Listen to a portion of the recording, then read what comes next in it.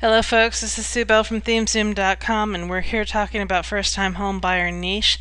And we talked about the bubble chart, which were the important keywords. Then we talked about the front screen of the keywords, which are the interesting keywords. And normally that's the extent of the market analysis that I do when I'm coming into a niche. Now, if I'm trying to dominate a market, I do a whole lot more because I really want to understand the entire market. But this is a fairly small niche, although the numbers of competing pages are pretty good size. But I've gotten a pretty clear picture here of the main themes that are running through this particular market.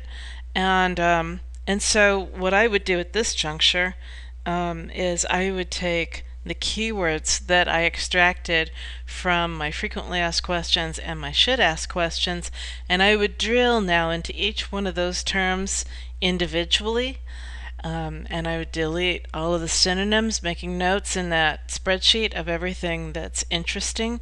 And then I would look at the overview, the theme overview screen again. Let's view all the themes for this cluster.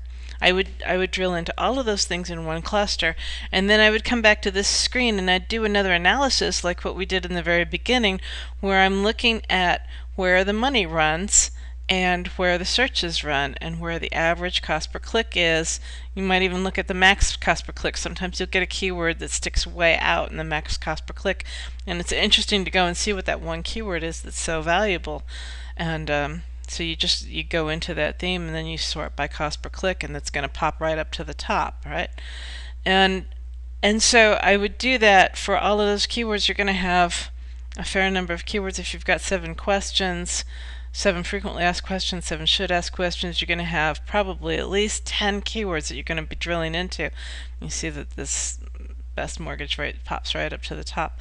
So you're going to have at least 10 keywords that you're going to be drilling into, and that starts to paint a pretty decent picture of your market. Now, some of those keywords are going to be, you're going to see differences as you look at this front screen. As you look at all of the themes, you're going to see maybe different costs. What you can do here is you can click on synonymic net so that you're just looking at your parent terms, and this starts to break your competitors out. So I can see that over the course of these 3 main keywords, Realtor.com has definitely cornered the market. They've gotten more than 50% of the total organic market value, which is a huge dollar amount.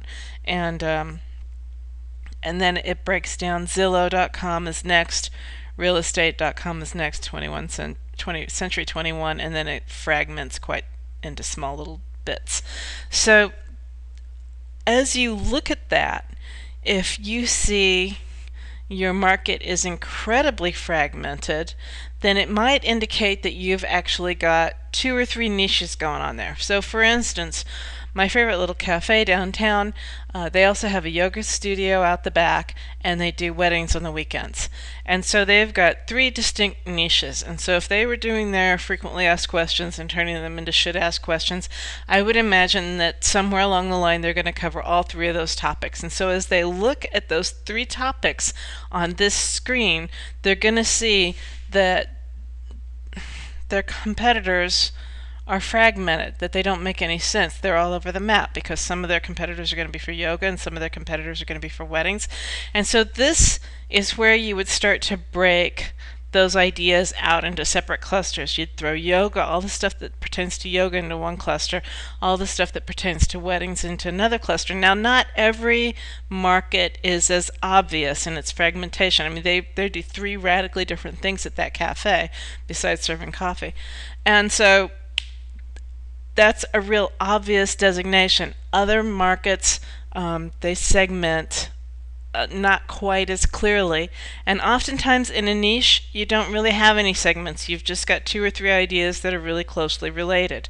So how you want to break that out into silos we'll get into a little bit later, but that's the beginning of market segmentation.